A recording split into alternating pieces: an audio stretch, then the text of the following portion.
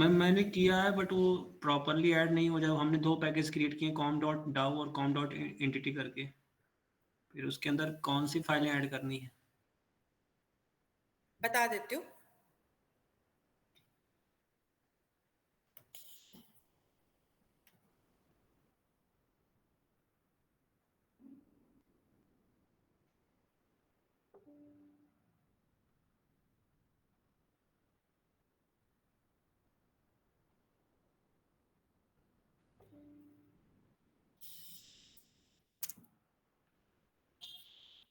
सी, अभी इसके अंदर अगर हम ध्यान से देखते हैं तो ये वाली जो फाइल है आपकी, ठीक है, तो मैंने इसीलिए पूरा प्रोजेक्ट का स्ट्रक्चर ही लिया है यहाँ पर। अगर आप यहाँ पे ध्यान से देखोगे ना, इस प्रोजेक्ट स्ट्रक्चर में आपकी कौन सी चीज किसके लिए यूज हो रही है, अगर आपको ये चीज समझना है तो एक सिंपल सी चीज है, जो जावा रिसोर्सेज वाला पैकेज है, ये वाला SRC मेन जावा, ये है बेसिकली बैकएंड के लिए, जो आपकी सर्वर साइड की प्रोग्रामिंग है। ओके, तो जो भी सर्वर साइड की प्रोग्रामिंग रहेगी उसके लिए आप लोग क्या करोगे, यहां पर किसका यूज करते हो, SRC मेन जावा के। तो जो भी पैकेज बनेगा, जो भी एंटिटी पैकेज बन रहा है या फिर कॉम डॉट फाइल्स बन रहा है, वो इसी में ही आएगा। ठीक है, तो एंटिटी जो पैकेज बनेगा जिसमें आपकी सारी की सारी एंटिटी क्लासेस आएंगी, ठीक है, या फिर आपका जो डाओ वाला बनेगा और इसमें डाओ क्लास आ जाएंगी। तो ये सारा का सारा जो टास्क रहता है, मतलब ये कह लो कि जितना बैक एंड सर्वर का टास्क होगा ना, वो सारा का सारा, मतलब ये कह लो जो कोर जावा की प्रोग्रामिंग होगी एक तरह की, वो सारी SRC मेन जावा में जाती है। आफ्टर दैट अगर आप लोगों को क्या करना है, फ्रंट एंड की प्रोग्रामिंग करनी है, तो वो जाती है यहां पर वेब ऐप में, इसके अंदर। ठीक है, तो वेब प्रोग्रामिंग जितनी भी रहेगी,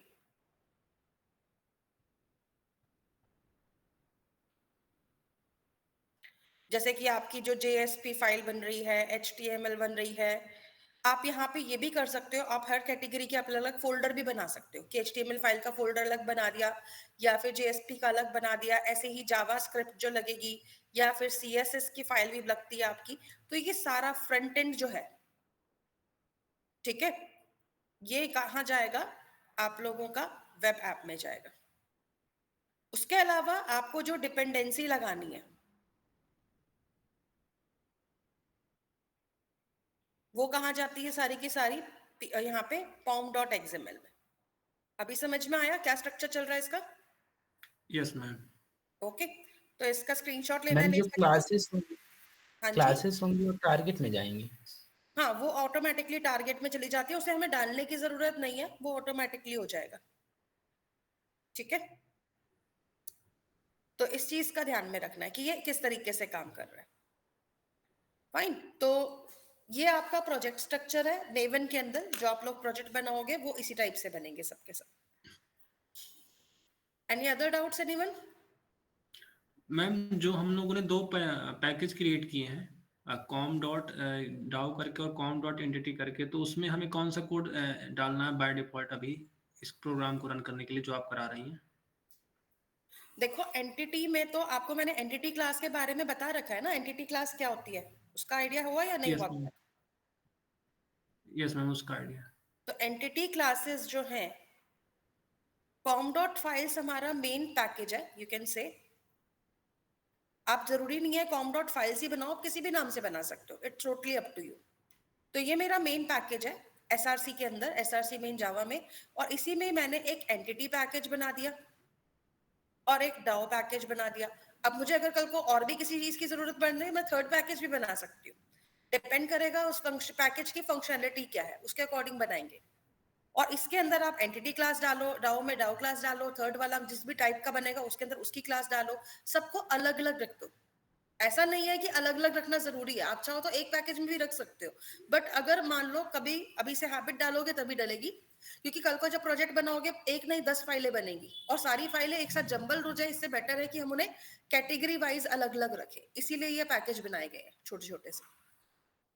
क्लियर हुआ अभी? Yes ma'am. Any other doubt anyone? Done. तो JDBC में इतना ही था। JDBC अभी जो हमने कंप्लीट किया है, इसमें आपका ये वाला ऑप्शंस रहेगा। अभी let's start with hibernate also, ठीक है, क्योंकि सभी वेट कर रहे हैं मैम हाइबरनेट कब करा रहे हो।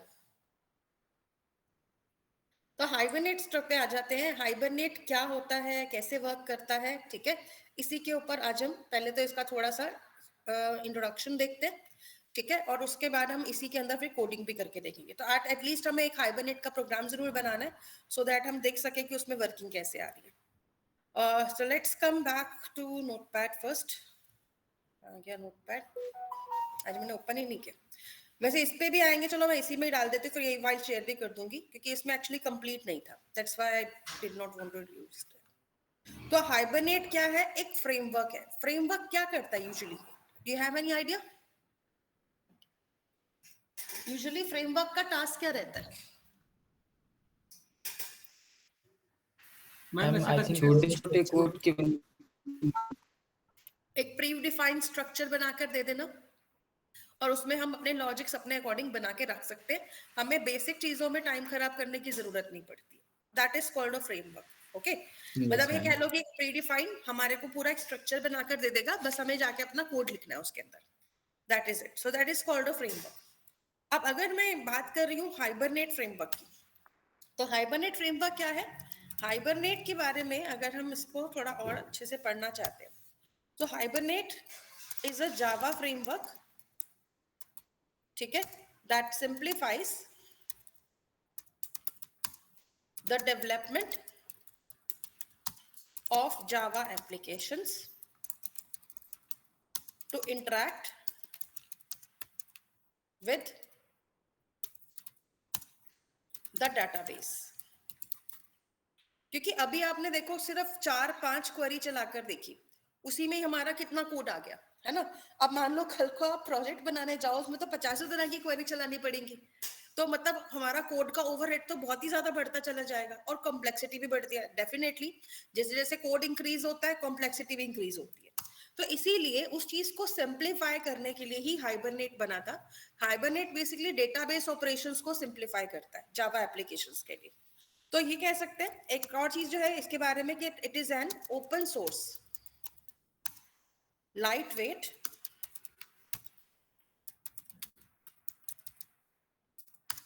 ठीक है फ्रेमवर्क। और इसके साथ साथ इसमें हम एक और चीज भी ऐड कर सकते हैं, that it is an open source light weight and ORM। ORM का मतलब क्या है, ठीक है, ORM होता है ऑब्जेक्ट रिलेशनल मैपिंग। तो इस तरह से ये इन सब चीजों का यूज करके क्या बनता है, फ्रेमवर्क बनता है। तो बेसिकली यहाँ पे हम कई तरह की स्पेसिफिकेशंस लगा सकते हैं, JPA लगा सकते हैं या फिर CRUD लगा सकते हैं, इसमें काफी टाइप की आपको स्पेसिफिकेशंस भी मिलती है। अब अगर हम हाइबरनेट की बात कर रहे हैं, ठीक है, तो हाइबरनेट और भी बहुत कुछ करता है। अब सबसे पहले देखो, जब हम बात कर रहे हैं हाइबरनेट की, तो ये क्या करता है, आपके ऑब्जेक्ट्स को आपके डेटाबेस के साथ परसिस्ट करता है। परसिस्ट मतलब करता है उनको लिंकअप कर देता है, जिससे कि आप डाटा को इजीली हैंडल कर सकते हो। तो बेनिफिट क्या है हाइबरनेट को यूज करने का? भाई एक तो हमारी जितनी भी लो लेवल SQL थी, मतलब जो क्वेरी हम डेफिनेटली राइट कर रहे थे JDBC में, उसको हटा देगा। Minimize the amount of JDBC code you have to develop, तो आपका जो JDBC कोड है उसको मिनिमाइज कर देगा। तीसरा, ये ORM प्रोवाइड करता है, object to relational mapping provide करता है, जिससे कि आप लोगों को ये याद रखने की जरूरत नहीं है कि डेटाबेस में मैंने कौन से कॉलम को किस नाम से बनाया था, जैसे कि अभी हम लोग कर रहे थे, ठीक है। तो ये सारी चीजें हमारी कम हो जाएंगी। अब अगर मैं ORM की बात करती हूँ, तो सबसे पहले हम ORM को एक बार अंडरस्टैंड करते हैं, जो इसके बेसिक बेसिक कॉन्सेप्ट्स हैं। लाइक सबसे पहला एक और कॉन्सेप्ट आपको मिलता है ORM। ORM क्या है? ORM सिंप्लीफाई करता है डेटा क्रिएशन को, मैनिपुलेशन को और डेटा एक्सेस को। मतलब हम डाटा क्रिएट करना चाहते हैं, उसको मैनिपुलेट करना चाहते हैं या एक्सेस करना चाहते हैं, तो ये सारी प्रोसेस को सिंप्लीफाई कर देता है। तो ये एक प्रोग्रामिंग टेक्निक है जो ऑब्जेक्ट और डेटा को क्या करती है, आपस में मैप करती है। अब ये चीज काम कैसे करती है ना, इसको एक बार समझते हैं यहाँ पे इस डायग्राम से। लेट्स सपोज आपने क्या बनाया, टेबल बनाया स्टूडेंट नाम से डेटाबेस में। So this is my table, okay. अब इस टेबल में आईडी नाम का एक क्या है, कॉलम है। ऐसे ही एक फर्स्ट नेम है, लास्ट नेम है, ईमेल है, ये सब क्या है, मेरे कॉलम नेम्स है, ठीक है, जो कि मैंने कहाँ बना रखे हैं, टेबल में बना रखे हैं। अब मेरे को हाइबरनेट के हेल्प से क्या करना है, मुझे इनको मैप करना है। तो मैं क्या करूंगी, मैं एक एंटिटी क्लास बनाऊंगी जैसे कि अभी भी हमने बनाई थी। ठीक है, तो जो कॉलम मेरे पास टेबल में है, डेटाबेस में है, उसी के नाम से मैं यहाँ पे एक एक क्या बना दूंगी, वेरिएबल बना दूंगी अपनी क्लास के अंदर। तो आईडी बना दिया, first name, last name, email बना दिया। अब यूजुअली हमें क्या करना पड़ता है, अभी आपने जब डाटा को गेट किया था यहाँ पर, कहाँ पे था, एक्लिप्स में आते हैं। तो अभी हम लोग जब डाउ क्लास में काम कर रहे थे, तो हमें क्या करना पड़ रहा था, एक एक वैल्यू को गेट करना पड़ रहा था ना, और सेट कराना पड़ रहा था, ये चीज थी। अब अगर मान लो मेरे पास ऐसे 50 फील्ड होंगी, तो मतलब ये 50 लाइन का कोड तो कहीं नहीं गया, राइट, इतना रहेगा ना ये चीज। तो इसी चीज को कम करने के लिए ही हाइबरनेट आया था। ठीक है, कि हमें इतना ज्यादा कोड यहाँ पे नहीं लिखना पड़ेगा। तो ये क्या करेगा हाइबरनेट, आपके हर एक कॉलम को यहाँ पे हर एक फील्ड के साथ अपने आप मैप कर देगा। मतलब मेरी हेडेक खत्म हो गई कि कौन से कॉलम को किसके साथ कोऑर्डिनेट कराना है। एक बार मैंने कोड में डाल दिया, वो अपने आप हैंडल करेगा कि किसको किसके साथ सेट करना है। उसके बाद यहाँ पर वो क्या करेगा, गेटर सेटर भी खुद ही कॉल कर लेगा, हमें कॉल करने की जरूरत ही नहीं है। मतलब जब भी वैल्यू गेट करेंगे हम टेबल से, तो वो अपने आप उसको एंटिटी वाले मेथड्स में डाल देगा और वेरिएबल में वैल्यू सेव भी करा देगा। मतलब ये टास्क पूरा का पूरा हाइबरनेट ने ले लिया, जो गेटर सेटर मेथड को कॉल करने का था और उसको सेट कराने का था। तो यहाँ पे हमारा ओवरहेड और कम हो गया। तो that is why it is known as object to relational mapping, क्योंकि ऑब्जेक्ट क्या है, हमारी स्टूडेंट क्लास। रिलेशनल किसको बोलते हैं, टेबल को। तो ऑब्जेक्ट और रिलेशनल की जो मैपिंग है, आपस में जो कोऑर्डिनेशन है, इसी को ही हम बोलते हैं ORM, object relational mapping. Okay, तो दैट इज व्हाई ये जो कॉन्सेप्ट है ना, ये बहुत ही अच्छा है। इसकी हेल्प से हमारा काफी सारा काम कम होने वाला है। I will show you that also there. Okay, तो ये एक हमारा कॉन्सेप्ट चलता है ORM का। अब ORM देखो कैसे काम करेगा ना, हम अपनी एप्लीकेशन बनाते हैं यहाँ पर, और यहाँ पे हमारा है डेटाबेस। तो बीच में हमारा एक ऑब्जेक्ट क्रिएट होता है जो ORM के साथ इंटरेक्ट करता है, ORM डेटाबेस के साथ इंटरेक्ट करता है। तो ये चारों के चारों कोऑर्डिनेशन में काम कर रहे हैं यहाँ पर। इतना क्लियर हुआ ORM क्या होता है? यस मैम, मतलब हम डेटाबेस से डायरेक्टली इंटरेक्ट नहीं करते, हमारा जो एप्लीकेशन होता है। नहीं, उसके ये हाइबरनेट बीच में आके बैठ जाएगा, और हाइबरनेट क्या करेगा ना, वो हम हमारे वेरिएबल और डेटाबेस के टेबल के बीच में एक मैपिंग कर देगा, जिससे कि ऑटोमेटिकली डेटा को वो गेट सेट करा सकता है। ओके, तो मतलब हमारा टास्क थोड़ा सा कम हो जाएगा। क्योंकि देखो मेनली फ्रेमवर्क क्या कहता है कि आप लॉजिक पे ध्यान दो, ऑब्जेक्ट बनाना, वैल्यू सेट कराना, गेट कराना, वो मेरे ऊपर छोड़ दो। तो बस हमें वन टाइम उसको सेट कराना है, बाकी सारा का सारा हेडेक जो है वो डेटाबेस जो है हाइबरनेट ले लेगा यहाँ पर। ओके, तो this is what ORM does. ORM क्या कर रहा है, एंटिटी क्लास को टेबल के साथ में मैप कर देगा। That is why it is known as object relational mapping. यहां तक क्लियर है ORM क्या होता है? Yes ma'am. यस वैसे मैम। क्वेश्चन भी आ जाता है कई बार, ORM पूछ लेते हैं, व्हाट इज ORM, तो आप बता सकते हो। और ORM is a process of mapping our class within table in the database. So that is why it is known as object relational mapping, because object is our class and relational is a table which is getting like mapped here by the Hibernate. तो इस तरीके से आप लोग इसको define भी कर सकते हो। तो ये आपका ORM आता है। ऐसे ही आप लोगों ने एक नॉर्मल कीवर्ड बहुत सुना होगा JPA नाम से। JPA के बारे में किस किस को आइडिया है? What is JPA? No, JPA के बारे में नहीं पता किसी को? काम नहीं किया कभी JPA का? No ma'am. No ma'am. Okay, देखो JPA की अगर हम बात करते हैं ना, तो JPA is a Java persistence API। Java persistence API जो है उसका टास्क क्या होता है,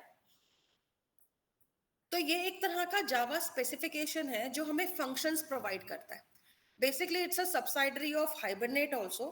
तो यहाँ पे ये हमें हाइबरनेट से भी, मतलब एक तरह कह लो ना, हाइबरनेट तो हमारे काम को इजी कर रहा है, अब हाइबरनेट को और इजी बनाने के लिए JPA आ गया।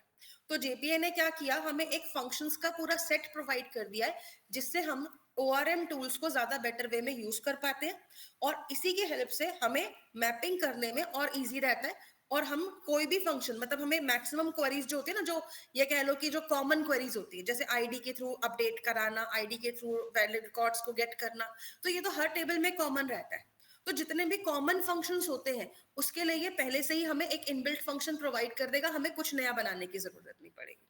हाँ, अगर आपको कुछ कस्टमाइज करना है उसके लिए भी आपको ये ऑप्शन दे देगा कि आप ये वाला ऑप्शन यूज कर लो और फिर अपने हिसाब से कस्टमाइज कर लो फंक्शन को। तो यहाँ पे आप लोगों को जीपीए जो है वो क्या करता है, it is an API, application programming interface, which provides us inbuilt functionalities, inbuilt functions and interfaces by using which we can simplify our database operations. Okay, तो जितने भी डेटाबेस ऑपरेशंस है उनको हम सिंप्लीफाई कर सकते हैं।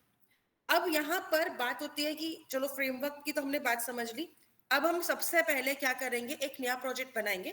वैसे तो मैंने स्टेप्स यहाँ पर इसीलिए लिखवा रखे हैं ताकि मैं जब भी क्लासेस लेती हूँ हाइबरनेट की और मेरे को स्टूडेंट्स को बताना होता है तो हेडेक ना हो बार बार समझाने का कि क्या क्या चाहिए, इसलिए मैंने यहाँ पे स्टेप्स पहले से ही लिख दिए थे। तो सबसे पहले हम लोग क्या करेंगे, एक मेवन प्रोजेक्ट बनाएंगे क्विक स्टार्ट पे जाके।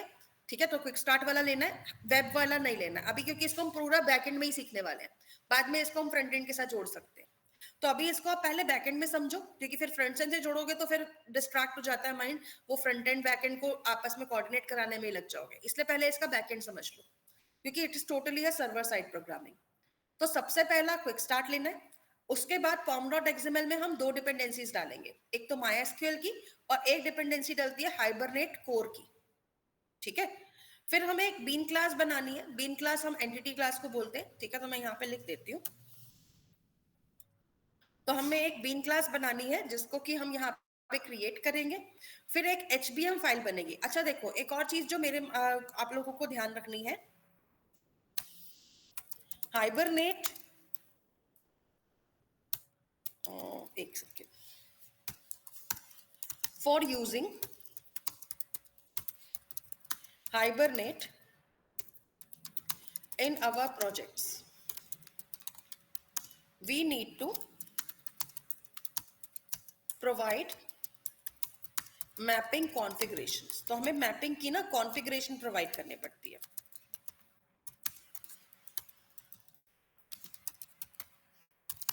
which can be, so this can be achieved by या achieved in two ways। तो इसको हम दो तरीके से कर सकते हैं। तो जब भी हम हाइबरनेट यूज करेंगे ना, तो हमें मैपिंग की कुछ कॉन्फ़िगरेशंस को सेट करना होता है अपने प्रोजेक्ट के अंदर, और ये चीज कैसे सेट हो सकती है, दो तरीके से। ठीक है, तो पहला जो तरीका है वो क्या है कि you can use using XML files. तो यहाँ पे या तो हम XML फाइल बना के इसको कर सकते हैं, या फिर हम क्या कर सकते हैं, एनोटेशंस का यूज कर सकते हैं। तो दो तरीके हैं, आपको अगर मैपिंग की कॉन्फ़िगरेशंस को लगाना है अपने प्रोजेक्ट में, तो इन दोनों में से आप कोई भी वे यूज कर सकते हो। दोनों के अंदर ही हमें क्या मिल जाएगा, इसका जो है कॉन्फ़िगरेशन सेटिंग मिल जाएगा। इतना क्लियर है सभी को कैसे वर्क करेगा ये? अब आप सोच रहे होगे मैम XML क्या होगा, एनोटेशन क्या होगा, हमें तो आइडिया भी नहीं है। तो कोई बात नहीं, XML का नाम सुन के पहले मुझे भी थोड़ा थोड़ा डर लगता था जब तक मैंने XML नहीं पढ़ा था, लेकिन वंस आई लर्नड XML, यार बहुत आसान है और बहुत अच्छी चीज है और सबको आनी चाहिए अच्छे से यूज करनी। तो मैं आप लोगों को जो हाइबरनेट सिखाने वाली हूँ थोड़ा बहुत इसी के थ्रू सिखाऊंगी, दोनों में मैं XML से भी बताऊंगी कैसे सेटिंग लगानी है और एनोटेशन से भी बताऊंगी। ठीक है, तो इस तरीके से हम यहाँ पे इसमें काम करेंगे। तो let's create our project first. ठीक है, फिर उसमें हम सबसे पहले XML लगाना ही सीखते हैं। आफ्टर दैट एक बार मैं आपको XML का और फिर सेम प्रोग्राम में एनोटेशन से भी सिखाऊंगी कि कैसे बनेगा। तो हमें अगर XML लगानी है ना, तो यहाँ पे हमारी दो XML फाइल्स बनेगी, एक बनेगी HBM फाइल जिसको हम बोलते हैं हाइबरनेट मैपिंग फाइल, और एक बनती है CFG फाइल जिसको हम बोलते हैं कॉन्फ़िगरेशन फाइल। तो ये दो XML फाइल्स हमें बनानी होंगी अपने प्रोजेक्ट के अंदर, जिसकी हेल्प से हमारी सारी सेटिंग्स, मतलब ये कह लो हमारे प्रोजेक्ट की सेटिंग्स है डेटाबेस के साथ में और रनिंग के लिए जो हमें रिक्वायर्ड है। एंड आफ्टर दैट आप लोग यहाँ पर अपनी बाकी की चीजें बनाएंगे। लेकिन पहले काम क्या करते हैं, सबसे पहले प्रोजेक्ट बनाते हैं सिंपल सा और उसमें ये सब सेट करके देखते हैं। तो एक एक स्टेप को ना जरा ध्यान से देना, और अगर आप लोग बना सकते हो तो साथ के साथ बना भी लो, बेटर रहेगा। ठीक है, तो मैं अभी ये पुरानी वाली सारी फाइल्स को क्लोज कर देती हूँ।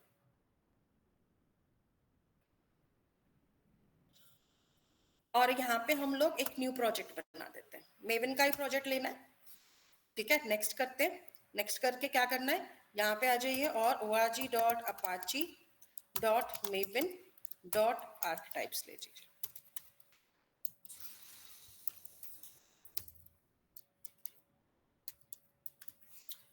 तो यहाँ पर अब मैं जैसे देख रही थी क्या क्या आ रहा है, इसमें मुझे चाहिए था क्विक स्टार्ट वाला option. Ma'am your screen not visible. Screen visible नहीं हो रही मेरी किसी को भी? नो मैम, मुझे तो नहीं हो रही। Ma'am it is visible. Ma'am हो रही है। Okay Neelam, maybe there is a problem, तो कोई बात नहीं, मैं एक बार स्टॉप शेयर करके दोबारा शेयर कर देती हूँ।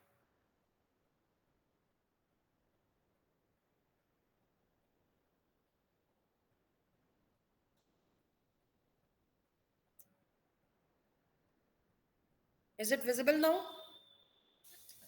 Yes ma'am. चलिए तो यहाँ पे आते हैं, सबसे पहले एक न्यू मेवन प्रोजेक्ट बनाते हैं। इसमें हम लेंगे क्विक स्टार्ट का ऑप्शन, नेक्स्ट पे जाएंगे, नेक्स्ट पे चल के हमें अपना फर्स्ट हाइबरनेट प्रोजेक्ट बनाना है, तो मैं यहाँ पे लिख देती हूँ हाइबरनेट डेमो, और इसकी शॉर्ट फाइल का नाम भी मैं यही रख देती हूँ, हाइबरनेट डेमो 1 कर देते हैं। ठीक है, क्योंकि अभी और भी प्रोजेक्ट्स बनाऊंगी। पैकेज का स्ट्रक्चर आप कुछ भी ले लेते हो, स्टार्टिंग में कॉम से ही करूंगी क्योंकि कमर्शियल वेबसाइट्स का जो लास्ट में आता है वो कॉम ही रहता है। ठीक है, तो मैं कॉम डॉट फाइल्स कर देती हूँ। यहाँ पे आप अपना जावा का कंपाइलर वर्जन ले लो, क्योंकि मेरे सिस्टम पे अभी लेटेस्ट है 23 इंस्टॉल्ड है, तो मैं 23 उठाऊंगी, बाकी कुछ चेंज करने की जरूरत नहीं है। So this is the project structure which I am taking here. I think इससे तो आप लोग फेमिलियर ही हो, अभी तक हमने बना के देखा है। इसको फिनिश कर देते हैं।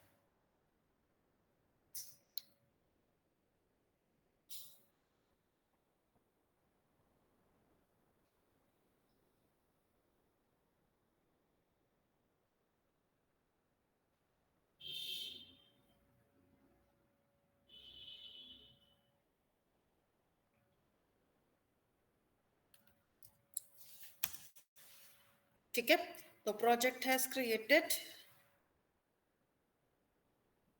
अब देखिए यहाँ पे प्रोसेस फिनिश हो गया है, तो मेरे पास जो फर्स्ट हाइबरनेट प्रोजेक्ट है वो आ चुका है। तो मैंने प्रोजेक्ट का नाम रखा था हाइबरनेट डेमो 1। तो ये मेरा प्रोजेक्ट स्ट्रक्चर आ रहा है। ठीक है, और अब इस प्रोजेक्ट स्ट्रक्चर में सबसे पहले तो मैं, अगर को इसमें टॉमकैट लगाने की जरूरत नहीं है, क्योंकि टॉमकैट कब लगाना है, जब वेब प्रोजेक्ट की बात होगी। ठीक है, तो अभी हम इसको नहीं लगाएंगे, तो ये वेब नहीं है, इसलिए इसमें वेब ऐप भी नहीं आएगा HTML वाली फाइल के लिए। ठीक है ना, ये चीज ध्यान में रखना है। तो यहाँ पे हमें SRC मेन जावा में जाना है, कॉम डॉट फाइल्स पहले से आ रहा है, जो हमने पैकेज बनाया था, और इसमें एक ऐप डॉट जावा भी बनकर आ रही है, जो कि हमारी फाइल की मेन वाली क्लास रहेगी। ठीक है, अब इसके बाद ना सबसे पहला काम क्या करते हैं, इसकी सेटिंग निपटा देते हैं ताकि प्रॉब्लम ना करे। तो पॉम डॉट एक्सएमएल में आ जाओ, यहाँ पे आते हैं, और कहाँ जाना है हमें, डिपेंडेंसीज में। तो यहाँ पे आपको डिपेंडेंसीज को ऐड करना है। देखो 2 डिपेंडेंसीज लगेंगी यहाँ पर। पहली डिपेंडेंसी हम लगाएंगे हाइबरनेट कोर की। ठीक है, तो कौन सी डिपेंडेंसी लगानी है, मैंने यहाँ पे वर्ड फाइल में भी मेंशन किया हुआ है, hibernate core, if you forget. ठीक है, तो पहली डिपेंडेंसी ये लगेगी। इसके लिए नेट पे आ जाओ, और नेट पे जाके सर्च कर लो हाइबरनेट कोर मेवन डिपेंडेंसी। तो जब आप लोग यहाँ जाओगे ना, आप देखो, आप जब डिपेंडेंसीज लेते हो तो ऐसे में ना यहाँ पर आपको ये देखना है कि कौन सा स्टेबल वर्जन है और जिसके यूसेज ज्यादा है। हाँ, तो इसके 7.0 तक वर्जन रखे हैं, लेकिन देखो इसकी यूसेज बहुत कम है। तो यहाँ पे ना अभी जो मेरे को सबसे स्टेबल वर्जन लगता है, सी काफी कम यूसेज दिख रहे हैं आपको, लेकिन जैसे मैं नीचे जाती हूँ 5.65 जो है ना, मतलब 6 के ऊपर वाला यूसेज कम है और नीचे वाले ज्यादा है। तो आप इनमें से भी उठा सकते हो, जैसे कि 5.6.15 के सबसे ज्यादा दिख रही है, 340 यूसेज है, तो मैं इसको ले लेती हूँ 5.6.15 को। आफ्टर दैट यहाँ पर देखो ये हाइबरनेट की कोर की मैपिंग आ रही है, इसको हम यहाँ से सिलेक्ट कर लेते हैं। सिलेक्ट करने के बाद आप अपने प्रोजेक्ट में आ जाओ, और प्रोजेक्ट में आके डिपेंडेंसी को ऐड कर दो। ठीक है, तो ये आपकी हाइबरनेट कोर की डिपेंडेंसी है, मतलब जब भी आपको हाइबरनेट यूज करना है ना, ये डिपेंडेंसी तो लगेगी ही लगेगी, इसके बगैर हाइबरनेट काम नहीं करेगा। सेकेंड थिंग, हमें MySQL का भी यूज करना है, क्योंकि डेटाबेस का काम है, तो भाई MySQL तो आएगा ही आएगा। तो आप यहाँ पे MySQL कनेक्टर जे की डिपेंडेंसी को ले लो,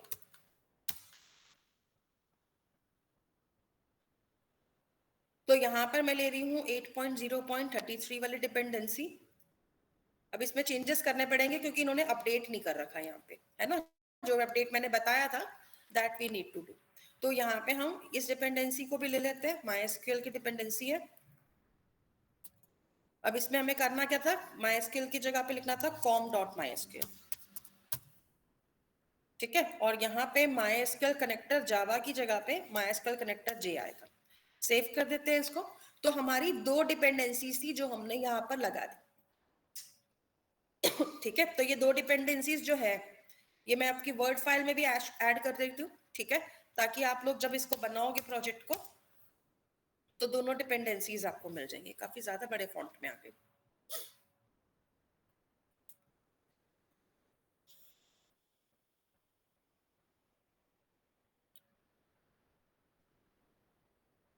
ठीक है, तो मैंने यहाँ पे ऐड कर दिया आपके रेफरेंस के लिए दोनों डिपेंडेंसीज को। From here you can also get it. तो ये दो डिपेंडेंसीज हैं जो आप लोगों को लगानी है यहाँ पर। इसके बाद आपका डिपेंडेंसी का टास्क तो खत्म हो गया, ठीक है ना। अब जब डिपेंडेंसीज का काम हो गया, इसको सेव कर लेते हैं। अब एक चीज चेक करनी है, जैसे हमने कल किया था ना कि जार फाइल आ रही है या नहीं आ रही। तो आप लोग मेबिन डिपेंडेंसी में जाओगे और यहाँ देखोगे, देखो हाइबरनेट ने कितनी सारी डिपेंडेंसीज डाली, और अगर मैं जार फाइल वाला कॉन्सेप्ट कराती तो ये सारी जार फाइल डालनी पड़ती मुझे। तो देखो हाइबरनेट अकेले एक डिपेंडेंसी की वजह से ये सारी आ रही है, ये इसकी सब डिपेंडेंसी थी जो इसने ऑटोमेटिकली डाउनलोड कर ली हाइबरनेट की। और लास्ट में देखो MySQL कनेक्टर भी आ रही है, तो मतलब इसने ये सारी की सारी जार फाइल्स ऑटोमेटिकली ऐड कर दी when I added this hibernate core dependency. After that अगर ये सारी डिपेंडेंसीज यहाँ पे आ चुकी हैं तो इसको क्लोज करते हैं, मतलब मिनिमाइज कर देते हैं। आफ्टर दिस अब मैं हाइबरनेट को यूज करने वाली हूँ, तो उसके स्टेप्स याद रखने हैं। पहले आ जाते हैं src मेन जावा में com.files में। ओके, पहला काम राइट क्लिक करना है, या फिर राइट क्लिक नहीं भी करना है तो com.files को सिलेक्ट करो, कंट्रोल एन करो, एक पैकेज बना दो। तो पहला पैकेज जो बना रही हूँ मैं com.files के अंदर ही डॉट करके मैं एंटिटी वाला बना रही हूँ कि मुझे com.files.entity चाहिए। तो पहला पैकेज ये बना दिया। फिर कंट्रोल एन करते हैं, एक और पैकेज लेते हैं और इसको मुझे क्या बनाना है, एंटिटी के साथ साथ में आप यहाँ पे एक और पैकेज बना दो रिसोर्सेज करके। या चलो अभी रिसोर्सेज को छोड़ देते हैं, अभी तो आपको सिंपल ही कराती हूँ, ठीक है, ताकि आप लोग इसको डायरेक्ट कर सको। अब जब आपके पास एंटिटी वाला पैकेज आ गया ना, एंटिटी वाले पैकेज में आप लोग क्या बनाओ, आप अपनी एंटिटी क्लास बना दो। चाहे तो पता क्या करो, आपने जो अभी एंटिटी क्लास बनाई थी ना वेब डेमो के अंदर, चाहे तो उसी को ही गेट करके पेस्ट कर दो यहाँ पे, क्योंकि मैं उसी टेबल का यूज करूंगी जो हमने वहां बनाया था। तो मैं employee.java ही ले लेती हूँ ना, क्योंकि इसमें सारे कॉलम्स हैं, ठीक है। तो मेरे पास यहाँ पर अब हमारी employee.java भी आ गई, फाइन। तो ये फाइल आपके पास गेट होकर आ गई। तो अब आपके पास जब ये फाइल आ चुकी है और आपने वहां पर क्या कहते हैं हाइबरनेट के अंदर मैपिंग भी लगा दी, अब अगला टास्क ये करना है कि आप लोग यहाँ पर अपनी एम्प्लॉय क्लास तो बना ही चुके, now we will create XML file. XML file कौन सी वाली बनाएंगे, HBM वाली फाइल बनाएंगे। HBM फाइल को बनाने के लिए क्या करना है, इसको आप ना किसी भी पैकेज के अंदर मत बनाना, इसको बनाएंगे आप डायरेक्टली कहां पर, src मेन जावा में। मतलब ये com.files में भी नहीं बन रहा, किस में बन रहा है, src मेन जावा में ही आपकी फाइल बनेगी XML वाली। कंट्रोल एन करो, यहाँ पे लो XML फाइल। देखो जैसे ही मैं लिखूंगी ना XML फाइल का ऑप्शन आ जाएगा, नेक्स्ट करना है। आफ्टर दैट आप लोग क्या करोगे, इस फाइल का नाम रखोगे। अब इस फाइल का जो नाम है ना वो आपकी HBM मतलब एंटिटी क्लास के अकॉर्डिंग बनेगा। एंटिटी क्लास क्या है मेरी, एम्प्लॉय, ठीक है। और इसका एक्सटेंशन में एक कीवर्ड यूज होता है HBM, ताकि हमें आइडिया हो जाए कि ये HBM फाइल है। आफ्टर दैट डॉट करके लास्ट में क्या लगाना है, XML। तो मतलब फाइल का पूरा नाम हो गया employee.hbm.xml। फिनिश कर दो इसको। तो यहाँ पे आपके पास एक XML फाइल क्रिएट होके आ जाएगी, ठीक है। अब यहाँ पे हम क्या करते हैं, सबसे पहले हमें HBM फाइल की एनकोडिंग को उठाना पड़ेगा इंटरनेट से, तभी हम इसमें काम कर पाएंगे, ठीक है। अब आपको अगर कभी भी HBM फाइल की एनकोडिंग चाहिए तो आप लोगों को एक सिंपल सा काम करना है, नेट पे आएंगे, क्योंकि देखो इसकी एनकोडिंग्स ना वर्जन के अकॉर्डिंग चेंज भी हो जाती है कई बार, इसलिए बेटर है कि हम यहाँ से उठाएं जो कि फ्रेश रहेगा। पुराना कुछ उठाएं ना चले कोई फायदा नहीं है। तो आप लोग क्या करो, HBM फाइल इन हाइबरनेट करके सर्च करना। ठीक है, तो आपको यहाँ पे काफी ज्यादा इसके ऑप्शंस मिल जाएंगे। इवन आप ये भी कर सकते हो कि जो हाइबरनेट की ऑफिशियल साइट है ना, वहां से भी आप वैल्यू निकाल सकते हो। तो बेटर वही रहता है, क्योंकि वहां पे जो डाटा आता है ना वो फ्रेश डेटा होता है, अपडेटेड डेटा रहता है ज्यादातर। तो आप इसी की वेबसाइट पे आ जाओ, एक बार चेक कर लेते हैं, यहाँ मिलेगा तो ठीक है, नहीं तो फिर हम कहीं और से लेंगे। अच्छा, ये तो वो चीज है आपकी क्वेश्चन आंसर से। तो हाइबरनेट के अंदर जो आप चलते हैं, ठीक है, हाइबरनेट फाइल कॉन्फ़िगरेशन करके भी सर्च कर सकते हो। चलो, ये आ नहीं रहा अभी। HBM कॉन्फ़िगरेशन फाइल करके सर्च कर लेना, ठीक है। तो देखो काफी सारी वेबसाइट्स हैं जो आपको ऑप्शंस दिखा देंगी इस चीज के लिए, तो आप किसी भी वेबसाइट से ले सकते हो, हर वेबसाइट पे ये अवेलेबल है। चलो यहाँ से ले लेते हैं। So see, this is your HBM file. HBM file के अंदर आपको क्या चाहिए होता है, ये स्टार्टिंग की कोडिंग चाहिए। अगर मैं एक्लिप्स में आती हूँ तो ये XML वाली लाइन तो है ही यहाँ पर, है ना, तो ये लाइन लेने की जरूरत नहीं है, डॉक टाइप से लेना है। और डॉक टाइप से लेके कहाँ तक लेना है, यहाँ तक लेना है, DTD तक। तो इसको कॉपी कर लो और कॉपी करके यहाँ लाके पेस्ट कर दो, ठीक है। अब ये DTD में ना कई बार एरर आ जाता है अगर ये सही से नहीं आए तो, और ये नहीं चला है ना तो आपका मतलब हाइबरनेट नहीं चलेगा। तो इसलिए ये चीज आपकी सही से आनी जरूरी है। अब इसके बाद आपको यहाँ पे जो भी कॉन्फ़िगरेशन करनी है वन टाइम, वो आपको किस में करनी है, हाइबरनेट मैपिंग के टैग में करनी है। तो इसको आपको याद रखने की भी जरूरत नहीं है, आप सिर्फ H लिखोगे ना, h करके, और कंट्रोल एंटर करोगे, ऑटोमेटिक आ जाएगा, ठीक है। तो HBM में आ गए। अब अगला टास्क क्या करना है कि यहाँ पे आपको अपनी क्लास बतानी है, क्योंकि यहाँ पे हम कर रहे हैं मैपिंग वाला काम, कि टेबल को क्लास के साथ कैसे मैप करना है। तो यहाँ पे आप लोग बताओगे, टैग बनाओगे क्लास के नाम से, ठीक है। तो सबसे पहले मैं अपनी क्लास की इंफॉर्मेशन डाल रही हूँ यहाँ पर कि मेरे पास कौन कौन सी क्लास है। तो एक क्लास का जो नेम है वो यहाँ आएगा। अब जो नेम आता है ना क्लास का, वो ऐसा ही नहीं कि मैंने सिर्फ एम्प्लॉय लिख दिया तो मेरा काम चल जाएगा, नहीं, मुझे इसका प्रॉपर क्वालिफाइड नेम लेना पड़ता है। कैसे लेंगे, देखो आपकी जो एंटिटी वाली क्लास थी, पैकेज थी, उसमें आ जाओ, employee.java दिख रही है, इस पे राइट क्लिक करो। राइट क्लिक करके यहाँ पे आपको एक ऑप्शन मिलेगी, कॉपी क्वालिफाइड नेम। एक आ रहा है ना कॉपी, कॉपी के नीचे है कॉपी क्वालिफाइड नेम। आप इस ऑप्शन को चूज करो और यहाँ पे आके इसको पेस्ट कर दो। तो this is the qualified name, लेकिन ये काफी बड़ा हो गया है ना, तो हमें कहाँ तक चाहिए था, com.file से चाहिए था, तो हम इसको यहाँ पे ले लेते हैं। अब मैंने अगर यहाँ से लिया क्वालिफाइड नेम, तो ये देखो ना काफी स्लैश वगैरह लगा दिया, तो ये चीज मेरे को नहीं चाहिए थी। एक काम करते हैं, चलो इसको हटाते हैं, इसका थोड़ा और बेटर वे बताती हूँ। employee.java में जाओ, एम्प्लॉय नाम को सिलेक्ट करो, ठीक है, और राइट क्लिक करो, और यहाँ पे ऑप्शन मिलेगा ना आपको कॉपी क्वालिफाइड नेम, इसको ले लो। फिर यहाँ से आप लोग क्या करो, यहाँ पे आ जाओ, पेस्ट करो। तो this is what I wanted, com.files.entity.employee।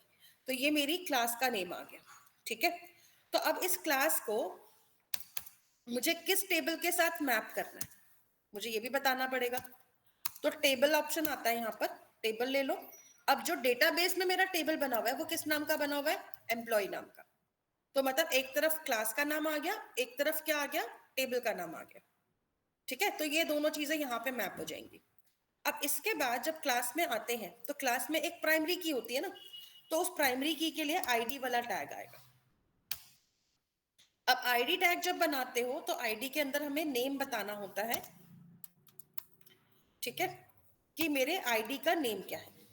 तो ऐसे में आप लोगों को अपनी एम्प्लॉय क्लास के अंदर आपने जो भी लिया होगा आईडी, जैसे मैंने कौन सा लिया था एम्प्लॉय में आईडी, मतलब प्राइमरी की, EMP आईडी, तो हम इसे गेट कर लेते हैं। मैं इसी को कॉपी कर लेती हूँ और इसके नेम में पेस्ट कर देती हूँ। तो ये आ गया मेरा प्राइमरी की का नाम, ठीक है। अब प्राइमरी की आ गई तो यहाँ पे आपकी इसके अंदर जनरेटर क्लास क्या है, जनरेटर क्लास का मतलब होता है कि क्या ये ऑटोमेटिक जनरेट हो रहा है या नहीं हो रहा है, ठीक है। तो आप इसके अंदर जनरेटर क्लास डिफाइन कर सकते हो। जनरेटर क्लासेस को हम और अच्छे से भी पढ़ेंगे, लेकिन अभी के लिए फिलहाल ये ले लो कि जनरेटर क्लास में आप क्या डिफाइन कर दोगे, असाइंड, कि भाई हमने असाइड कर रखा है, हमें एक्स्ट्रा कुछ नहीं कराना है। तो इसको मैं यहीं पे क्या कर देती हूँ, सेल्फ क्लोजिंग में डाल देती हूँ।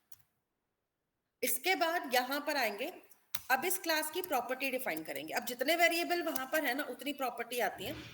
तो यहाँ पे आप प्रॉपर्टी ले लो, प्रॉपर्टी का नेम ले लो, और नेम के अंदर क्या ले लो, अपने अगले कॉलम का नाम ले लो। अगला वाला जो कॉलम था, मतलब कॉलम कह लो या फिर टेबल के अंदर जो, सॉरी क्लास के अंदर जो वेरिएबल है, EMP नेम कॉपी कर लेते हैं, ठीक है, और यहाँ पेस्ट कर देते हैं, तो EMP नेम आ गया। अब EMP नेम जो है, this is my first property जो कि मुझे यहाँ पे क्रिएट करनी है।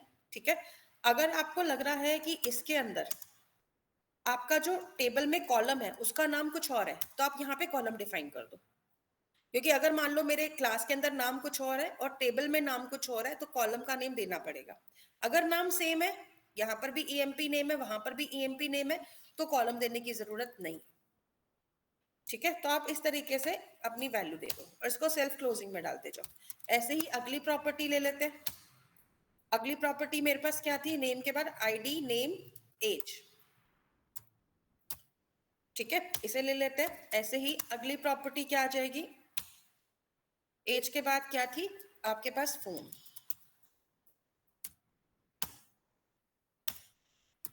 ऐसे ही अगली प्रॉपर्टी लेते हैं, और अगली क्या प्रॉपर्टी थी, सिटी।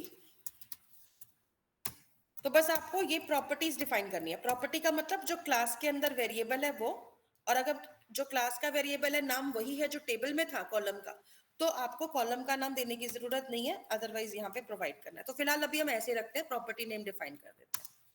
ठीक है, तो प्रॉपर्टी नेम लिया, ID हो गया, name as phone and city हो गया, और क्या बचा था, सैलरी। तो ये हमारी सारी प्रॉपर्टीज आ गई।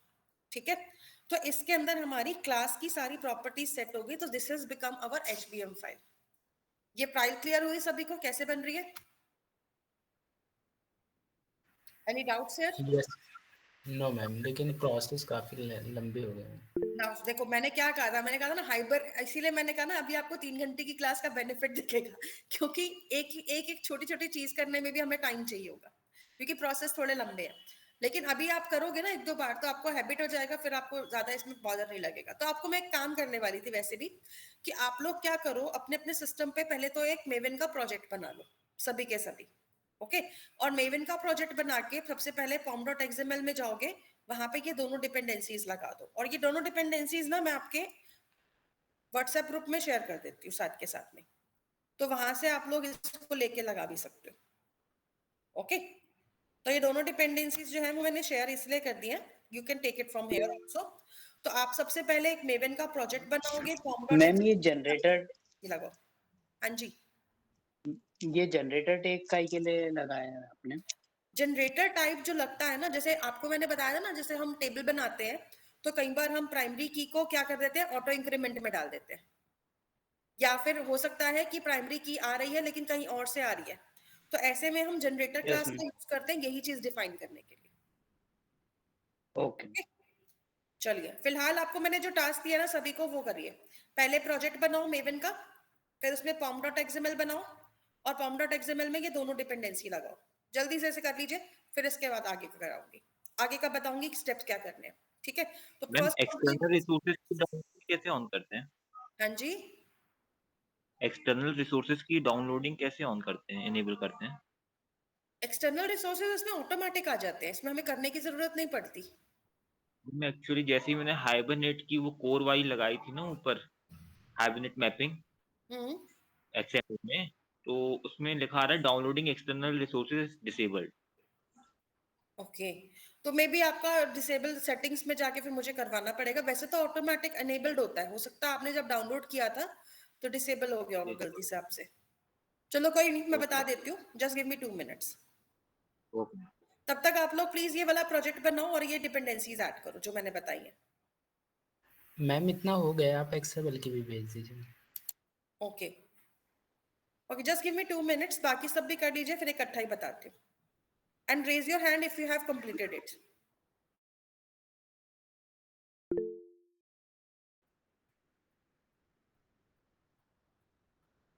मैम मैं ही पूछ रहा था।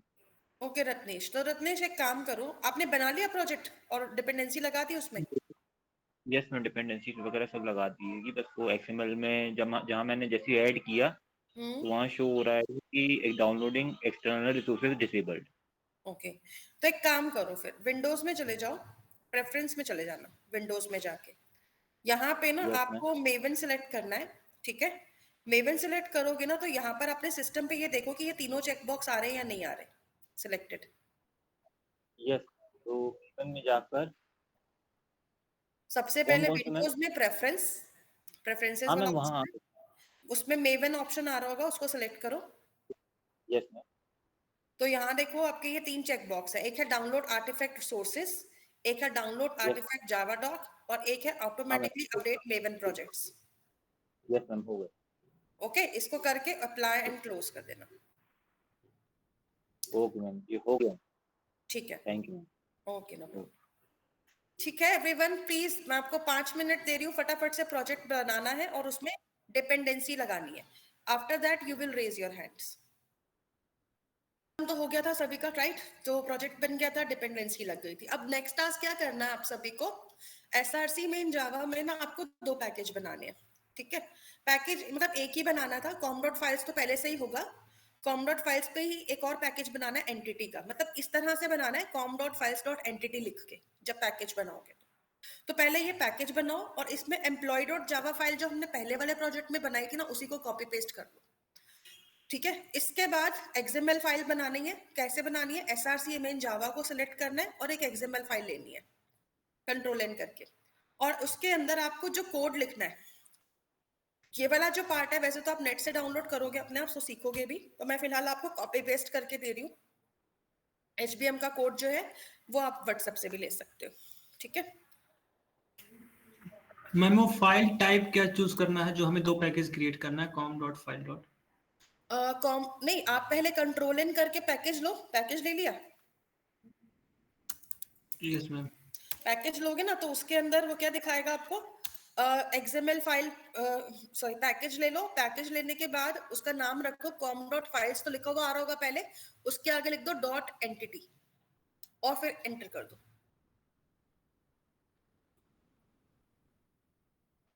ठीक है? पैकेज फाइल बन गई।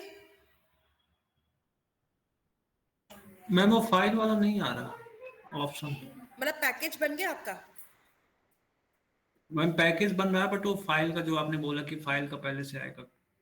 फाइल आपको लेनी है जो पहले वाला प्रोजेक्ट था ना आपका वेब डेमो का, उसमें एक फाइल यस थी मैम। एम्प्लॉय डॉट जावा, उस फाइल को वहां से कॉपी करो और यहाँ पेस्ट कर दो एंटिटी के अंदर।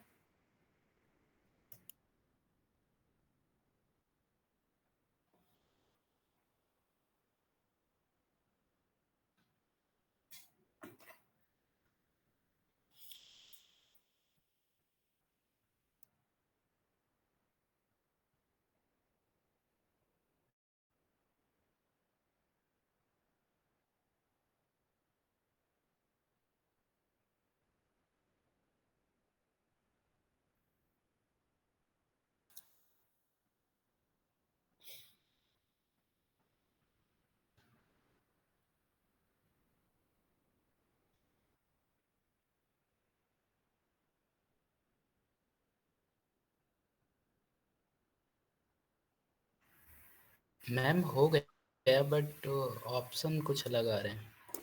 एक बार अपना स्क्रीन शेयर करके दिखाइए।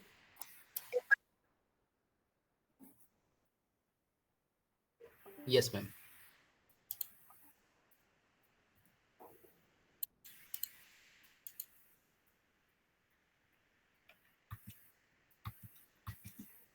मैम ये आ रहा है, एम्प्लॉय डॉट HBM.XML फाइल मैंने क्रिएट किया है, ये SRC main डॉट जावा के अंदर।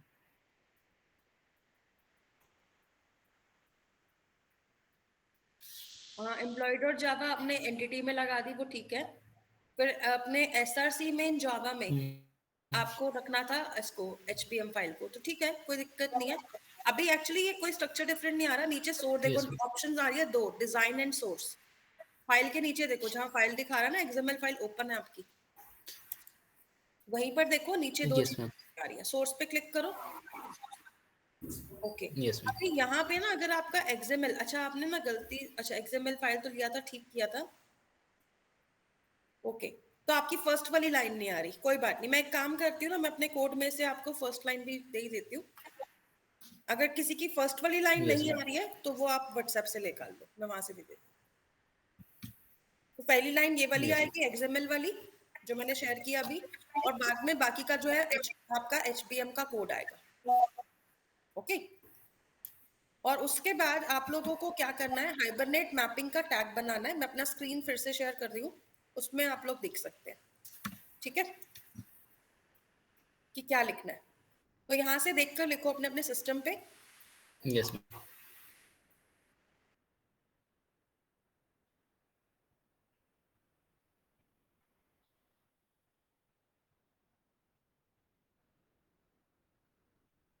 फटाफट से ये बनाइए हाइबरनेट मैपिंग। फाइल क्रिएट हो जाए, let me know. Ma'am actually हम एक बार इससे कनेक्ट कर लें, उसके बाद शेयर करते screen. No problem. If you have any problem, you can do one more thing. You can Yes, just take the screenshot and send me on the WhatsApp. Okay okay ma'am. Windows में जाओ, preference में जाओ, Maven को select करो और ये देखो कि आपके ये 3 चेक बॉक्स आ रहे हैं या नहीं आ रहे। सिलेक्टेड, अगर नहीं है तो सिलेक्ट करो artifact resource, artifact Java doc and automatically update. Check it there.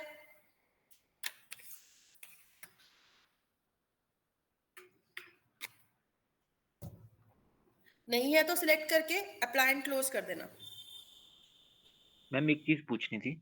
Yes ma'am तो अगर मान लीजिए कि कंपनी ज्यादा टाइम का बॉन्ड बोल रही है। Okay, only 2 students had completed, बाकी सब अनुराग और एक एक्सएमएल फाइल और बना दो। और इस एक्सएमएल फाइल को हम बोलते हैं कॉन्फ़िगरेशन फाइल, इसलिए इसका नाम रखते हैं hibernate.cfg.xml। फाइल का नाम है hibernate.cfg.xml। इसको फिनिश कर दो तो आपके पास सेकंड हाइबरनेट फाइल आ जाएगी एक्सएमएल की, ठीक है। अब इस फाइल के अंदर भी हमारे को क्या करना होगा, इसका कॉन्फ़िगरेशन इंटरनेट से लेना पड़ेगा। अगर इंटरनेट से लेना है तो सिंपली एक काम करो, यहाँ पे वैसे तो हमने एक वेबसाइट खोला हुआ है, इसके अंदर भी मिल ही जाएगा आपको, ठीक है। तो कॉन्फ़िगरेशन फाइल का सेटअप देखो मिल रहा है यहाँ पर या नहीं मिल रहा है। नहीं मिल रहा है तो फिर हम बैक करते हैं, दूसरी वेबसाइट पे देख लेंगे, ठीक है। तो यहाँ पे आप सिंपली सर्च कर लो फिर हाइबरनेट CFG फाइल, ठीक है। तो यहाँ पे अगर आप सर्च करोगे तो आपको किसी भी वेबसाइट से इसका कॉन्फ़िगरेशन मिलता है। तो ये देखो, ये इसका मेन कॉन्फ़िगरेशन है विच आई नीड।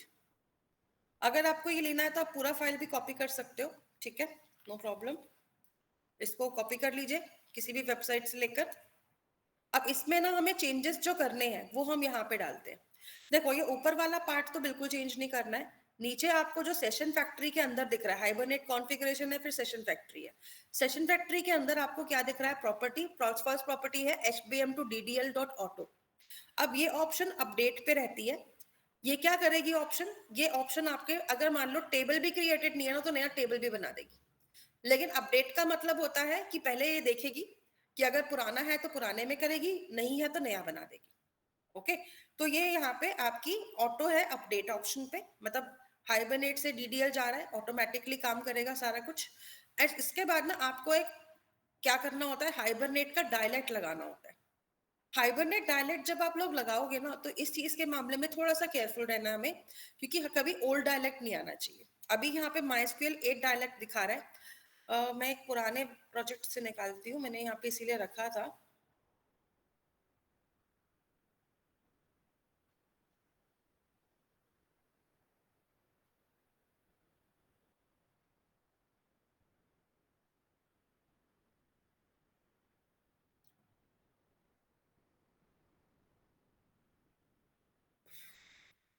हाँ, तो मैं एक्चुअली वही कहती कि MySQL का जो डायलेक्ट है ना वो आप देख के करना। तो यहाँ पे जो डायलेक्ट हम यूज कर रहे हैं ना अभी, तो वो ये वाला यूज कर रहे हैं।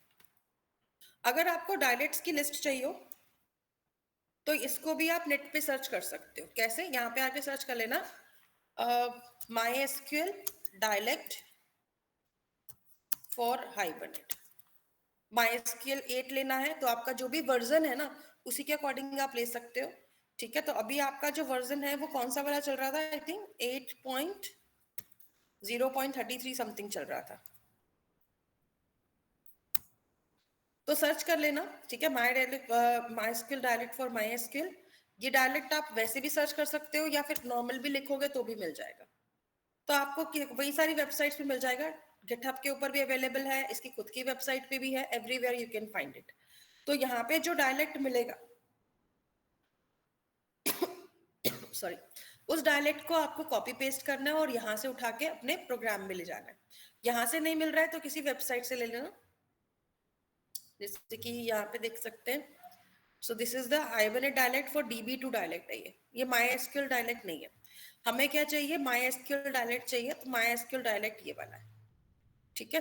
तो आप यहाँ से इस डायलेक्ट को कॉपी करो और अपने प्रोग्राम में पेस्ट कर दो, ठीक है। नहीं चाहिए यहाँ से लेना है तो मैं आपके व्हाट्सएप ग्रुप में भी इसको साथ के साथ शेयर कर देती हूँ, which I am using right now. तो ये डायलेक्ट रहेगा, प्रॉपर्टी नेम डायलेक्ट के अंदर आएगा। यहाँ पे अभी अगर आपका 8 वाला मिल रहा है तो इसको 55 कर लेना, जैसे कि मैंने अभी लिया था जो इंटरनेट से, वो 8 वाला था, तो 8 की जगह पे 55 लिख देना है, MySQL 55 डायलेक्ट। उसके बाद आती है कनेक्शन URL। तो याद होगा आपको जब आप कनेक्शन क्रिएट करते थे कहाँ पे, जब आप लोग JDBC में थे तो वहां पर आप लोग क्या लिखते थे, MySQL का यहाँ पे ऑप्शन लिखते थे। तो यही कह लो कि वो URL वाली लाइन ही है जो यहाँ पर आनी है। तो यहाँ पे क्या आएगा, JDBC:/localhost:/3306/ आपका जो डेटाबेस नेम था वो क्या था, B8342, ठीक है। तो दिस इज माय URL। इसके बाद आपका जो ID पासवर्ड है, जैसे मेरा ID था रूट और पासवर्ड हमने क्या रखा था 1234, सिंपल पासवर्ड था मेरा। आपका जो भी पासवर्ड हो वो आप यहाँ पे सेट करोगे अपने डेटाबेस का। फिर आती है ड्राइवर क्लास, कौन सी है, ड्राइवर क्लास है com.mysql.cj.jdbc.driver। तो ये नाम तो ठीक ही आ रहा है, इसमें कोई प्रॉब्लम नहीं है। तो देखना एक बारी कौन कौन सी चीजें हैं, और अगर चेंज की जरूरत है, जैसे मैंने डायरेक्ट के अंदर वैल्यू चेंज किया, MySQL 55 डायलेक्ट कर दिया। दूसरा मैंने यहाँ पे जो URL था उसके अंदर ये वाला पार्ट चेंज कर दिया जहाँ पे लोकल होस्ट वाली वैल्यू आ रही है। आफ्टर दैट यूजर नेम तो रूट ही है, पासवर्ड मेरा डिफरेंट था, मैंने चेंज कर दिया। उसके बाद ना लास्ट में एक और जो चीज इंपॉर्टेंट होती है वो होती है मैपिंग रिसोर्स। यहाँ पे हमें देना होता है अपनी HBM फाइल का नाम। तो मैपिंग रिसोर्स के अंदर आप लोग की जो भी एम्प्लॉय फाइल है, जो employee.hbm फाइल है, ठीक है, उसका प्रॉपर नेम देना है, उसमें गड़बड़ नहीं करनी। गड़बड़ करोगे तो फाइल को फेच नहीं कर पाएगा। तो यहाँ पे आपको अपनी सारी फाइल की सेटिंग करनी है इस XML फाइल में। इतना समझ में आया सभी को, ठीक है। तो ये वाली पूरी की पूरी फाइल ही मैं पेस्ट करके शेयर कर रही हूँ, from here you can also check. तो आप लोग अपना डेटाबेस वगैरह चेंज कर देना, ठीक है। जो भी आपने डेटाबेस बनाया उसका नाम यहाँ रखो, आपके जो सिस्टम पे SQL में पासवर्ड चल रहा है वो यहाँ रखो, और HBM फाइल का जो नाम दिया है वही नाम आप यहाँ पे दोगे पूरा, ठीक है। बाकी कुछ चेंज करने की जरूरत नहीं पड़ेगी, इतना कर लीजिए। सो create this configuration file first everyone.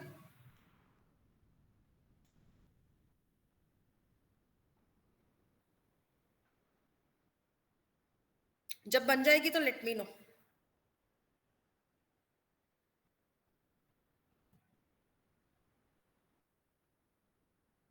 क्योंकि आफ्टर दैट हम लोग की कॉन्फ़िगरेशन कंप्लीट हो गई। तो employee.hbm और hibernate.cfg, अगर मैं XML के केस में मैपिंग कर रही हूँ तो ये दोनों फाइल्स आएंगी। अब employee.java बन चुकी है। अब हमें क्या करना है, अपना प्रोग्राम चला के देखना है। प्रोग्राम चलाने के लिए com.files में आ जाओ, app.java जो हमारी पहले से ऑटोमेटिक बनकर आई थी इसमें आ जाते हैं, ठीक है। तो सबसे पहले इस फाइल में आना है। अब ये ध्यान में रखना है कि यहाँ पे बनाना क्या क्या है। आई नो यहाँ पे ऑब्जेक्ट्स आएंगे थोड़े बड़े बड़े, थोड़ा सा आपको लगेगा, कोई बात नहीं, ये शुरू शुरू की बात है, बाद में ये सब चीजें हमारी और शॉर्ट होती जाएंगी।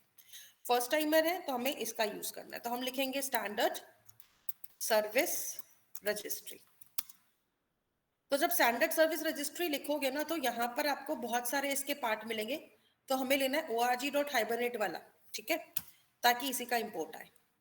तो पहले इस क्लास का ऑब्जेक्ट क्रिएट करेंगे, SSR करके कर देते हैं, equals to new standard service registry.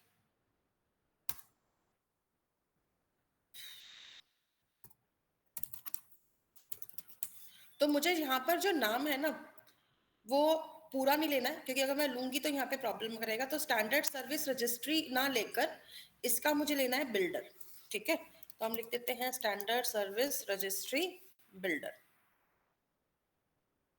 तो हमें लेना था new standard service registry builder class. After that यहाँ पे हमें अगला टास्क ये करना है, इसको डॉट करके कॉन्फ़िगर करना है। और कॉन्फ़िगर करने के बाद यहाँ पर हम इसके अंदर कॉन्फ़िगर में क्या देंगे, अपनी CFG फाइल का नाम देंगे। मैं काम करती हूँ, पूरा नहीं आ रहा ना एक पेज पे, तो इसको यहाँ ले आती हूँ। तो यहाँ पर हमें क्या देना है, अपनी CFG फाइल का नाम देना है, ठीक है। तो यहाँ पे आप अपनी CFG फाइल का नाम दोगे एंड उसके बाद आप लोगों को क्या करना है, यहाँ पे नाम क्या था फाइल का, हमारी hibernate.cfg.xml। तो ये वाली फाइल आ जाएगी आपकी, ठीक है। और इसके बाद ना आपको लास्ट में डॉट लगा के क्या लगाना है, बिल्ड लगाना है। तो पहले क्या आया, new standard service register builder, फिर डॉट करके कॉन्फ़िगर, फिर इसके अंदर आपकी हाइबरनेट CFG फाइल आएगी, उसका नाम आ जाएगा, फिर डॉट करके बिल्ड लगाना है। तो ये आपकी लाइन रहेगी सबसे पहले। इसके बाद आप लोगों का ये क्या करेगा ना, ये आपकी सारी कॉन्फ़िगरेशन फाइल की सेटिंग्स को रन कर देगा और जो भी वैल्यू इसको मिलेगी उसको आपके प्रोजेक्ट में अप्लाई कर देगा। तो this is the task of standard service register. After that ये यहाँ पे एक और ऑब्जेक्ट बनाएंगे, मेटा डेटा। मेटा डेटा जो है वो क्या करेगा यहाँ पर, उसका भी बताती हूँ, पहले इसको हम इंपोर्ट कर लेते हैं, ठीक है। तो इसका इंपोर्ट लेंगे org.hibernate वाला। आफ्टर दैट मेटा डेटा में आते हैं और equals to new meta data sources लेना है हमें, मेटा डेटा नहीं लेना है, नेम मेटा डेटा सोर्सेज लेना है। तो न्यू मेटा डेटा सोर्सेज आप लेंगे सबसे पहले, और सोर्सेज लेने के बाद आपको सोर्सेज के ब्रैकेट में अपना स्टैंडर्ड सर्विस रजिस्ट्री का ऑब्जेक्ट देना है। तो SSR यहाँ आ जाएगा, ठीक है। और डॉट करके इसमें हम लिखेंगे गेट मेटा डेटा बिल्डर, फिर डॉट लगा के बिल्ड लगाना है कि मेटा डेटा को क्रिएट कर दो। मेटा डेटा का मतलब होगा कि जो आपने कॉन्फ़िगरेशन किया उसके अंदर से जो भी डेटा आया उसको लेकर आप एक ऑब्जेक्ट में सेट कर दो जिसका नाम है मेटा डेटा का, ठीक है। तो हमने एक ऑब्जेक्ट बना के सारी वैल्यूज इसमें सेट करा दी। अब जब सारी वैल्यू सेट हो गई तो इसके बाद हमारे को सेशन को स्टार्ट करना होता है, ठीक है। तो सेशन फैक्ट्री का हमें ऑब्जेक्ट क्रिएट करना पड़ता है। तो सेशन फैक्ट्री का ऑब्जेक्ट बनेगा, ठीक है। और यहाँ पे हमें बस क्या करना है, SF या फिर कोई भी नाम दे दो इसका, तो मैं SF ले लेती हूँ। और इसके बाद ना सेशन फैक्ट्री के ऑब्जेक्ट में हम मेटा का ऑब्जेक्ट यूज करेंगे कि सेशन को बता रहे हैं कि जो मेटा आया है, मेटा डेटा का ऑब्जेक्ट आया है वो कहाँ से आया, उसकी इंफॉर्मेशन क्या है। तो मेटा को देना है और इसको हम बोलेंगे गेट सेशन फैक्ट्री बिल्डर। भाई सेशन फैक्ट्री बिल्डर को गेट करो और यहाँ पे उसका सेशन बिल्ड करो। तो ये एक नया सेशन बनाकर रख देगा।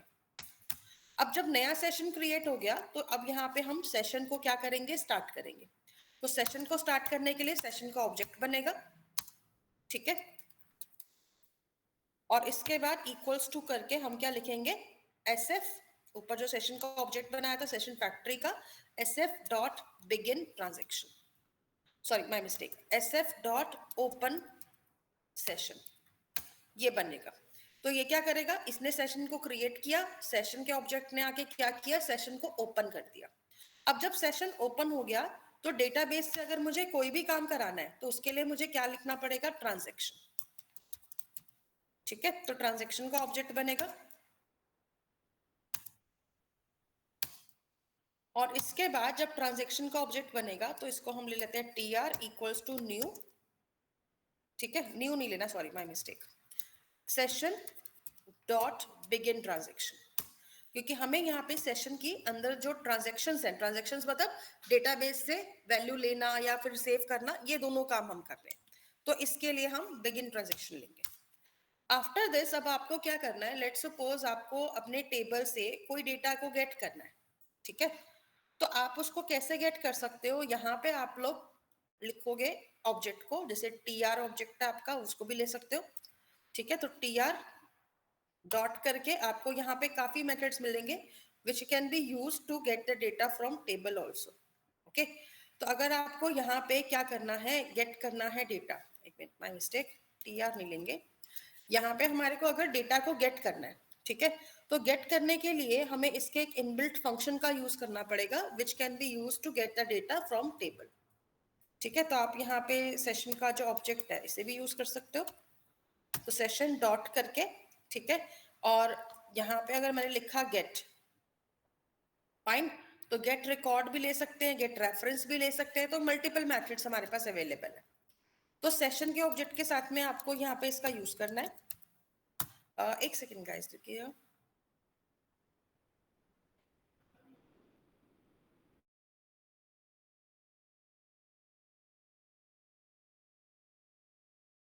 सेशन का ऑब्जेक्ट।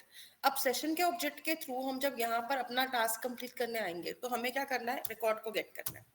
तो आप लोग यहाँ पे गेट ऑप्शन का यूज कर सकते हो, सेशन डॉट गेट।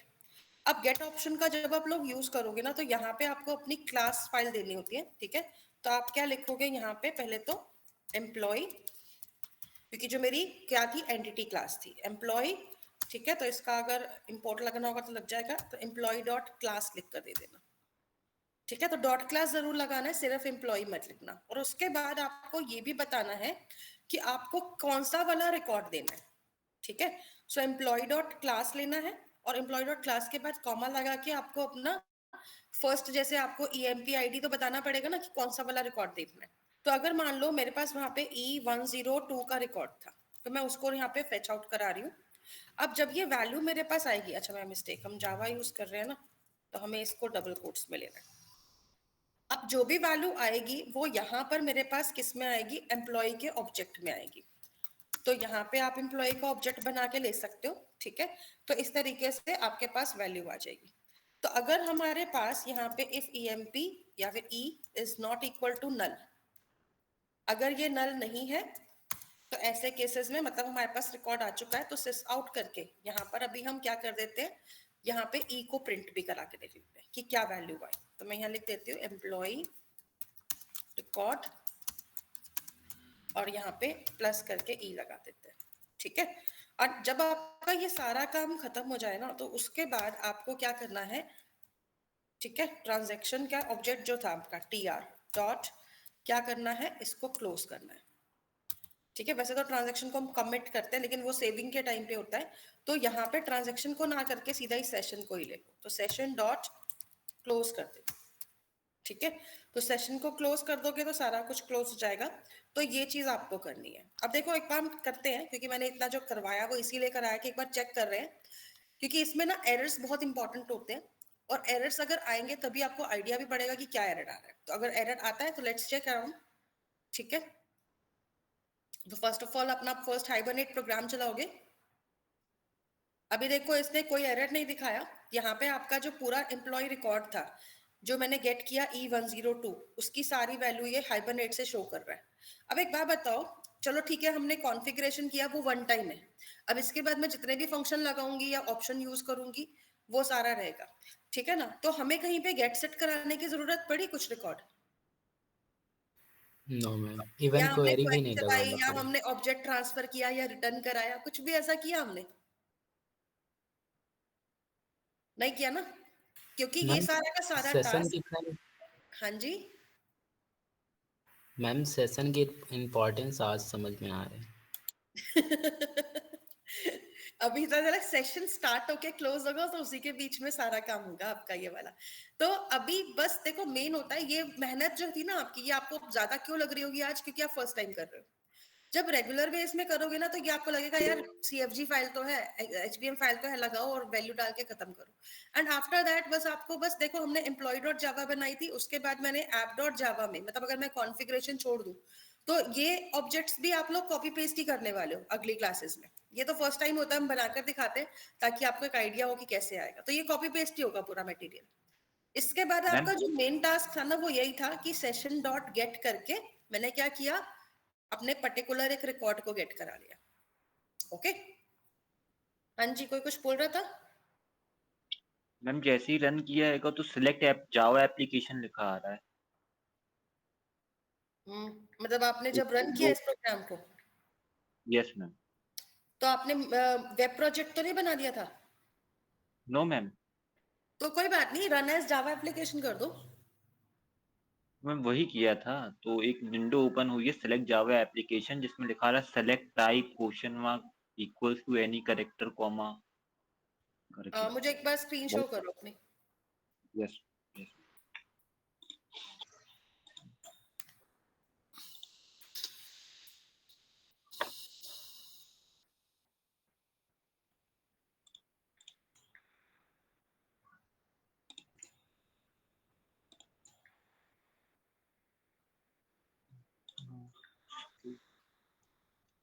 रत्नेश जल्दी से करिए।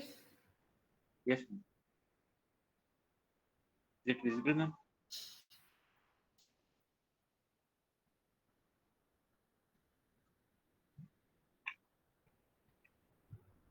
Is it visible ma'am? Yes. ये आ रहा है। अरे नहीं नहीं, यहाँ पे काम पहुंच गए, वापस आओ, कैंसिल करो इसको। फाइल दिखाओ मुझे जहां पे आपने ये सब लिखा है। इसमें मेन फंक्शन बना हुआ है आपका, चेक करो नो ऊपर। मैम। तो ये सब मेन फंक्शन में हम बना तो हुआ है, main function public static void main है तो सही। तो ये सारा का सारा टास्क इसी में ही आना था। अब यहाँ पे राइट क्लिक करो फाइल पे, शो रन एज करके जावा एप्लीकेशन करो, लेट्स सी क्या आता है। अब हो गया। अभी एरर आ रहा है आपके फाइल में, एक बार इसको एनलार्ज करके दिखाओ क्या एरर है। Okay, internal utility dot config, एक बार राइट साइड पे स्क्रॉल करो इसको, स्क्रॉलिंग करो, scroll. Footnote locate cfg.xml resource. Okay, अपना पैक जो प्रोजेक्ट एक्सप्लोरर विंडो होता है ना, साइड पर आता है जो, उसे ओपन करो।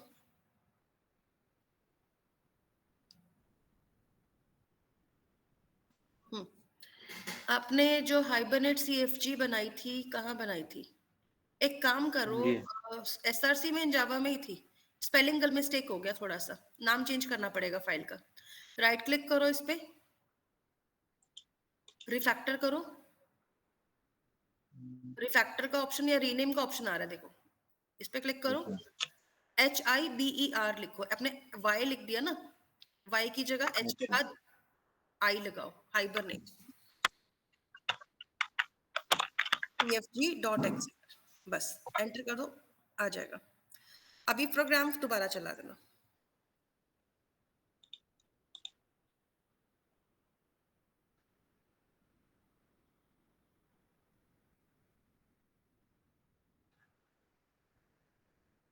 ओके, एक्सेस डिनाइड बोल रहा है, एक मिनट राइट पे करो, यूजिंग पासवर्ड नो, एक बार ऊपर करना स्क्रॉल इसको। पासवर्ड मैंने सेट कोई किया था आपने एसक्यूएल का? पासवर्ड पासवर्ड में कोई था ही नहीं मेरे में, डायरेक्ट ओपन हो जाता है। नहीं, फिर भी सीएफजी फाइल दिखाओ मुझे एक बार। Yes ma'am. पासवर्ड होगा, आपने Yes, सेव कर दिया होगा, शुरू शुरू में कोई तो पासवर्ड रखा ही होगा ना आपने। मैम। शुरू शुरू में कोई तो पासवर्ड रखा होगा माइस्क्यूएल के इंस्टॉलेशन के टाइम पर।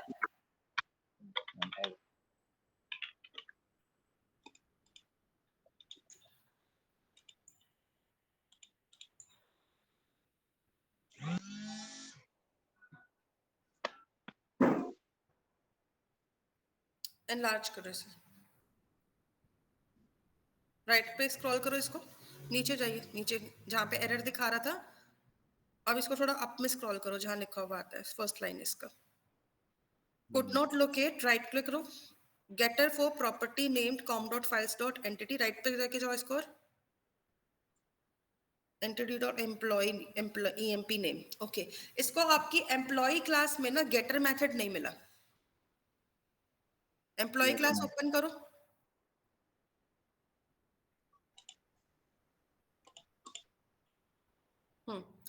इसमें देखो गेट ईएमपी वाला नहीं है, नेम वाला ऑप्शन नहीं है, गेट और सेट ईएमपी नेम या name, gate name. EMP।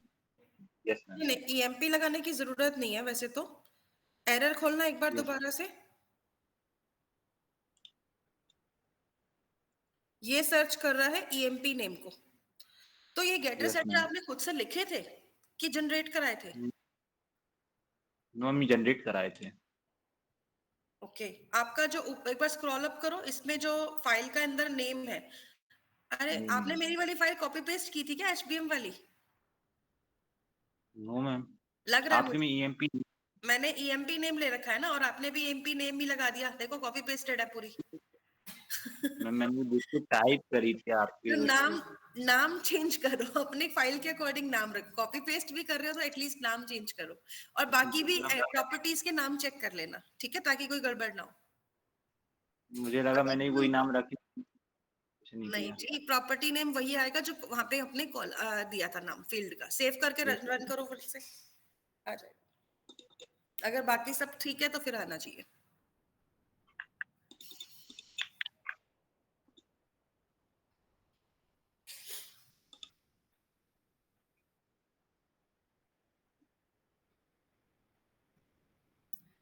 Okay, एक बार स्क्रॉल करो, दिखाओ अब क्या रह रहा है।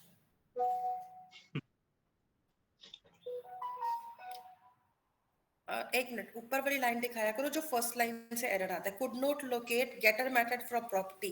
अब एक और गेटर मेथड बोल रहा है, ये किसके लिए बोल रहा है? राइट पे जाओ, राइट पे जाओ, स्क्रॉल करो राइट पे और ज्यादा साइड पे ले जाओ। एम्प्लॉय में EMP ID, I think ID वाली फील्ड के अंदर भी सेम ही प्रॉब्लम है। Yes ma'am. इसीलिए मैं मैंने कहती हूँ नाम करो तो ध्यान से करो। मैंने नाम वही रखे थे जो आपने रखे थे, मुझे नहीं लगा नहीं, वही। यहाँ नहीं है रतेश, यहाँ नहीं है, ऊपर देखो आईडी नेम जहाँ लिखा है ना ईएमपी आईडी करके, हाँ यहाँ जाओ। आपकी फील्ड का नाम क्या है? आईडी होगा ma'am, EMP ID. EMP ID. तो इसका सेव करो इस फाइल को और एक बार एम्प्लॉय डॉट जावा में देखो इसका सेटर गेटर है।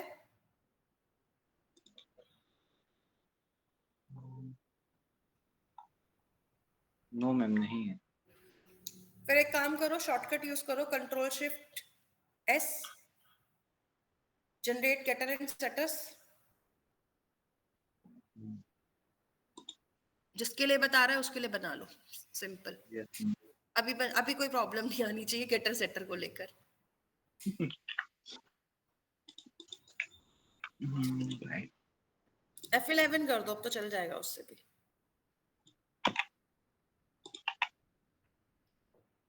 F11 नहीं चल रहा तो फंक्शन की के साथ कर लेना, आ जाएगा।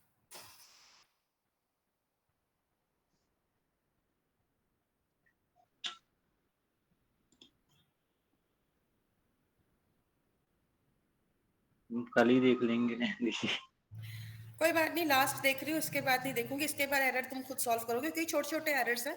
I think you can solve it. क्या, चलो बेचारा डर गया था ये भी। चलिए फिलहाल आप लोगों की वैल्यूज आ गई सभी की, है ना? तो अपने अपने प्रोग्राम्स चला के देखना, एरर्स पढ़ो, एरर्स से भागना नहीं है, एरर्स को भी सीखना है क्योंकि इसमें ना कोडिंग से ज्यादा आपको एरर्स दिखेंगे, तो एरर्स को संभालना आना चाहिए, कोई प्रॉब्लम नहीं है फिर। तो आप लोग इसको ट्राई करो, कल तक पूरा फाइल बनाओ हाइबरनेट वाला। कल की क्लास में मैं आपको इसको एनोटेशन से भी करके दिखाऊंगी कैसे वर्क करना है, ठीक है? चलिए bye for night everyone, good night. अच्छा, कल की क्लास ना हो सकता है आप लोगों की ना हो,